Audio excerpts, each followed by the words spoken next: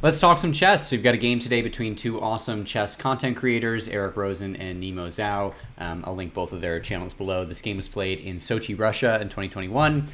It was a short game, just blitz or bullet, but a very fun game, and I figured we would review it. I'll also link the original video of the game down below, but I'll kick us off here with e4 from Eric. We have c5, the Sicilian defense by Nemo, knight to c3 by Eric, and knight to c6. So very normal stuff so far. Eric puts the bishop on b5, getting the bishop deep into the opponent's position, and also obviously attacking the knight on c6. You're threatening to potentially take the knight and force Nemo to double up pawns here. So instead, Nemo puts the knight on d4.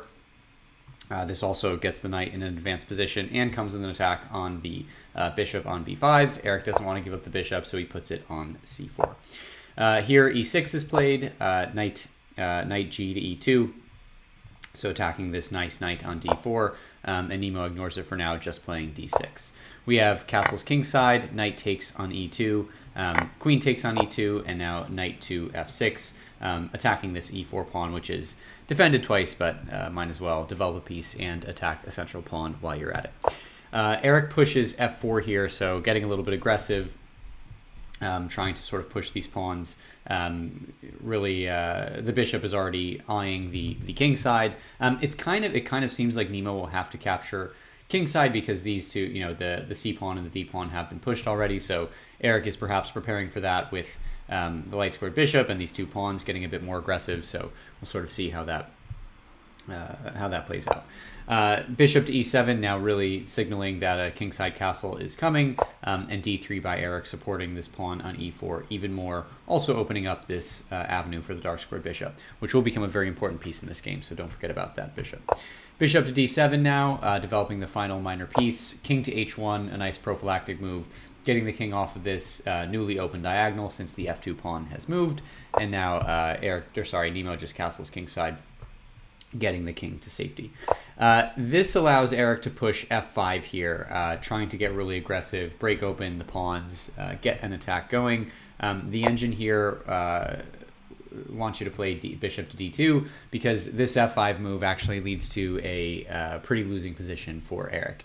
And we'll see why in a couple of moves. But the line that the engine wants is bishop to d2, and then just normal play. Nemo probably puts the bishop on c6, getting it lined up with the king, although there are two pawns in the way, and the game would continue. But instead, we do have this f5 move.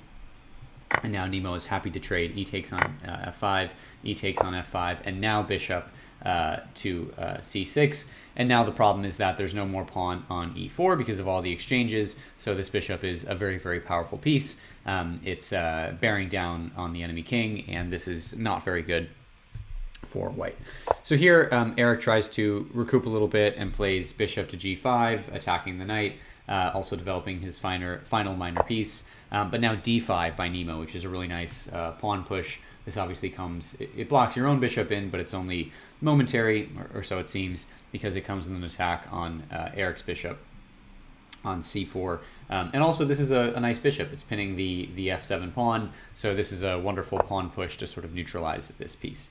Eric ignores it for the moment. He plays rook a to e1, and this looks like a bishop sacrifice, but it's not. If you take the bishop, then you just get queen takes bishop on e7.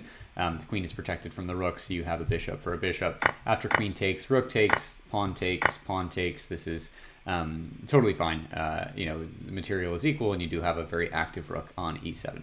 So Nemo, of course, doesn't allow this. Instead, sorry, I went by that move quickly, plays rook to e8, preventing now queen from taking on e7. And now this bishop on c4 is very much being threatened to be captured, so bishop to b5 is played, attacking the powerful light squared bishop on c6.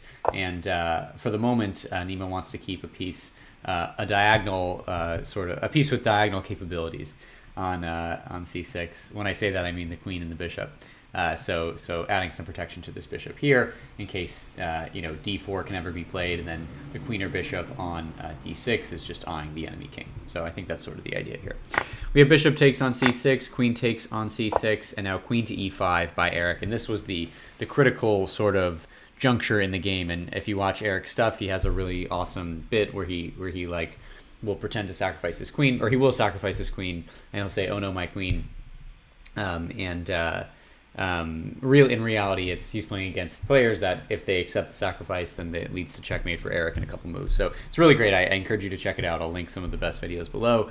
But here he did that, but completely accidentally. And I think the title of the video even references that, because now Nemo has this bishop to d6 move, and she was very hesitant playing this because she thought Eric was doing some sort of trap. But this is not a trap at all. The point is that Eric's queen is now, well, it is a trap for Eric. It's not a trap for Nemo. The point now is that Eric's queen is completely trapped. The bishop is obviously attacking the queen and slicing this way. The entire e-file is taken away by the rook on e8, and the only other square that the queen can move to is d4, which is of course taken away by the pawn. So the queen is completely trapped, and this is a completely losing position for Eric. So Nemo was a little bit hesitant and played it, and Eric was like, oh no, that was a mistake. So, trying to get the queen active and putting it in the center of the board, but unfortunately sometimes that leads to trapping the queen. So now what do you do? Eric really just goes for it here, and this is actually the move that's recommended by the engine. He also, I should mention, you can't just take the rook because the rook is guarded twice by the knight and the queen, so there's no back rank mate ideas. So instead, Eric just goes for it, and he ignores the queen and plays bishop takes on f6, getting rid of this knight. Of course, Nemo takes the queen on e5, and Eric takes back with the bishop on e5. So, he's lost his queen. He does have a knight and a bishop in recompense, and he does have this very nice dark square bishop on e5, but this is certainly a much better position for Nemo, and we'll see if she can maintain that and get the win. So first f6 is played, getting the bishop off of this very influential central diagonal. So the bishop here just retreats to g3. Still, a nice bishop, but much less nice than it was on e5. And now instead of trading, Nemo's in no rush to trade. She just plays king to f7, improving the position of the king. H3 by Eric. Now Eric sort of just has to wait and hope for a mistake or time to run out. So H3 is played. It does make space for the king off of the back rank, and now Nemo just trades pieces. You always want to trade when you're up. Well, not always, but often you want to trade when you're up material and just get to a boring endgame where you have more material than your opponent. So Nemo offers this again with rook to e8, now offering a rook trade, and then it would be queen versus bishop and knight, and Eric, of course, does not want to go into that, so he plays rook to f1, running the rook away from the other rook. Nemo plays b5, just wants to push these pawns and get an easy win. Eric plays a4, challenging this pawn, and I think the first move that Nemo will come to regret, not really, because this is a fine move, but b4, ignoring the pawn on a4 and attacking the knight on c3. So Eric puts the knight on b5. It's protected by the pawn, and now kind of threatening a move that we're going to, that will be very important in this position, threatening this knight to d6 move, which comes with check, and the knight is protected with the bishop. And in this case, knight to c6 would fork the king and the rook, so it's kind of a threatening move. So it's a move that Nemo is just going to have to deal with a lot in this position. Here she plays rook to e2, which in addition to getting the rook out of the potential fork, also just makes the rook super active on the second rank. The rook wants to eat, all these pawns and create a ton of passed pawns and just totally crush Eric's position. So here, Eric plays knight takes on a7, creating, well, he already had, no, sorry, he didn't. Creating a passed pawn on a4, and this comes with a nice tempo on the queen. And here, I think, is the first sort of mistake, this first sort of big mistake by Nemo. She plays queen to b7, which saves the queen and attacks the knight on a7, but you really need to just play queen takes on a4 here, getting rid of this passed pawn. This still attacks the knight, it attacks another pawn, and this would be totally fine. I think she was worried about maybe some counterplay. I'm not even sure. Knight to c8, I don't know. But that's I think the move that she will most come to regret is not taking that pawn. The queen moves to b7 here. And we can't blame these players. They're playing, first of all, they're having a conversation while they're playing, and they're playing under very short time. And so we can't really blame them for these moves. They're both awesome players, but I think that's the move that she would most want to have back.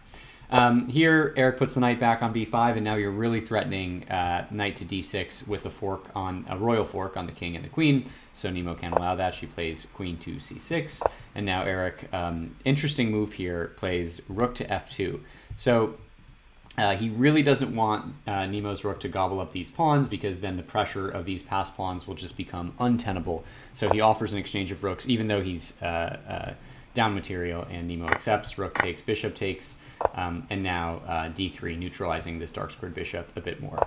But now Eric has bishop to g3, and now this bishop all of a sudden and this knight are sort of teaming up on this d6 square, and some nice combos here, and it's not all that clear how Nemo is going to sort of break through this position. So she tries queen to d5. Here the engine wants you to just kind of go for it and play b3, just pushing the pawns, and after a nice intermezzo, knight to d7 with check, king moves, pawn takes, but now you have queen to d5, threatening this b3 pawn. It can't be defended, so knight to e4 is the best move. Queen takes on b3, knight takes on c5, queen takes on b2, and now this is better for Nemo. The queen has more space, and you can kind of push through and attack this knight, and maybe even gobble up this passed pawn as well. So that's what the engine wants, just push the pawns, but Nemo plays queen to d5 here, and now you get b3, so preventing the queen from infiltrating sort of on the second rank. b3 now just sort of shuts off any defenses that the queen has, and now it's kind of tricky. How's the queen going to infiltrate here? I guess you could go after the f5 pawn, but Eric's just shutting down the queen side, which is pretty admirable when he just has a knight and a bishop.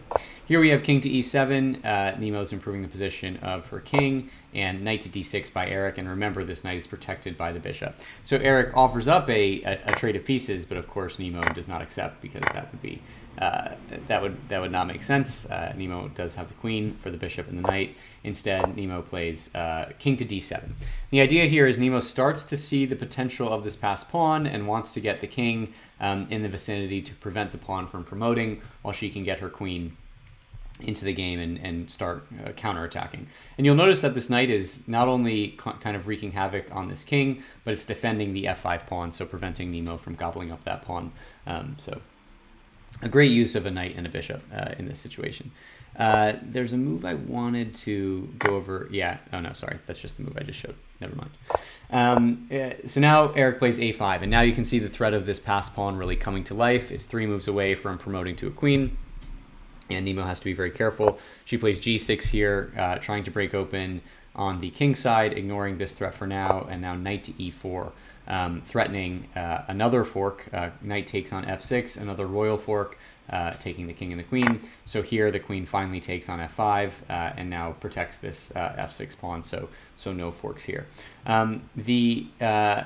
This looks like a very good move, but unfortunately it's the move that allows Eric to get back into the game. It's not quite a winning position for Eric, but it is a drawn position after this. Here, the engine recommends that you play king to c6, getting the king one step closer to this passed pawn, and now it's going to be basically impossible to promote this pawn. So, here you can play a6, but pawn just takes on g5, the knight retreats, and after a couple of, I didn't really do a good job of showing, but if you ever get this a7 move, I guess that's better. If you ever get a7, then you just get king to b7, and now you can't protect the pawn, or I guess you can put the bishop here, but the pawn is never going to be able to promote. The knight's not going to be able to help, and so that's the king is stopping any chance of promotion, and the queen and pawns are going to team up to get after Eric's king.